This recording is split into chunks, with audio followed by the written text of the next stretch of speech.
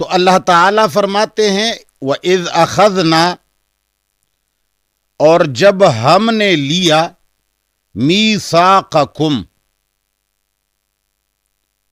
تمہارا عہد، پکا عہد تم سے لیا. میثاقکم، میثاق عہد موثق، مضبوط عہد کو کہتے ہیں. وَإِذْ أَخَذْنَا، اور جب ہم نے لیا میثاقکم، مضبوط عہد تمہارا. ورفعنا، اور اٹھایا ہم نے فوقکم، تمہاری اوپر، الطورا، طور کے پہاڑی کو. اور پھر ہم نے کہا تمہیں خذو، پکڑ لیجیو، ما وہ کتاب آتیناکم، جو ہم نے تمہیں دی ہے، بقوت، مضبوطی کے ساتھ.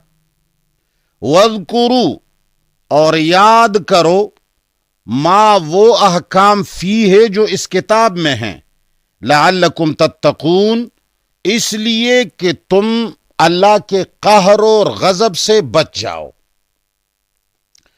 یہاں اللہ تعالیٰ نے یہ پہاڑی جو ان کے اوپر اٹھائی، یہ اس لیے نہیں اٹھائی گئی کہ ان سے عہد زبردستی لی گئی، اس لیے کہ اللہ کا قانون ہے کہ اللہ کسی کو زبردستی ایمان پر مجبور نہیں کرتا.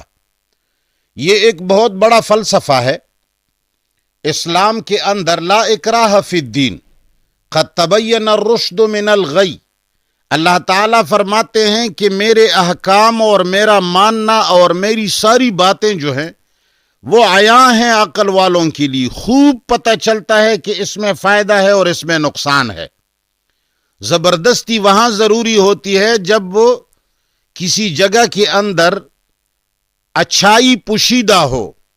مثال کے طور پر ایک بچے کو ہم انجیکشن لگاتے ہیں تو چونکہ انجیکشن کے اندر تھوڑی بہت تکلیف ہوتی ہے، مگر اس تکلیف کے بعد جو فائدہ ہے وہ بچے سے پوشیدہ ہوتا ہے.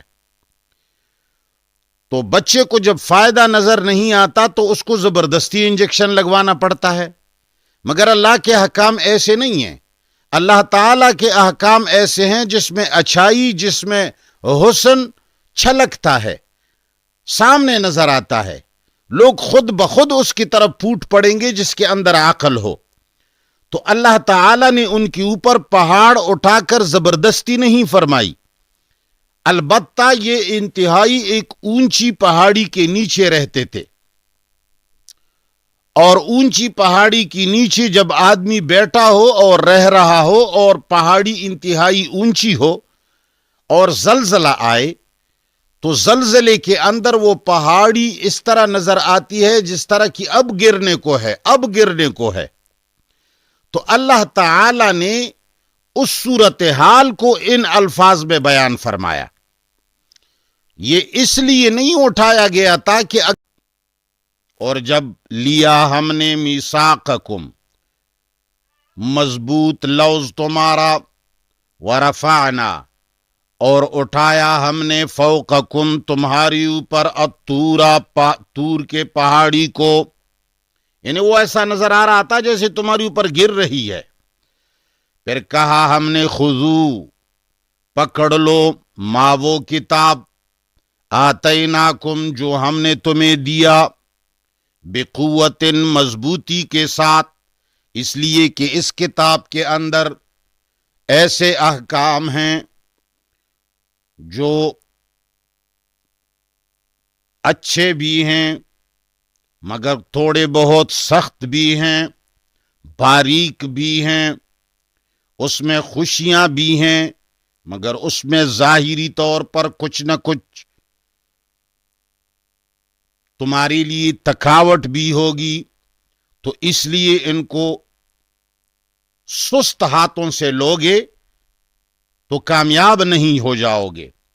تو اللہ فرماتے ہیں بقوت، مضبوطی سے تھام لو، وَاذْكُرُوا، اور یاد کرو، ما وہ احکام فی ہے جو اس کتاب تورات کے اندر ہیں، لعلکم تتقون تاکہ تم متقی بن جاؤ. ہم نے معنی کیا تاکہ تم اللہ کے قہر و غضب سے بچ جاؤ. یہ سیاق و سباق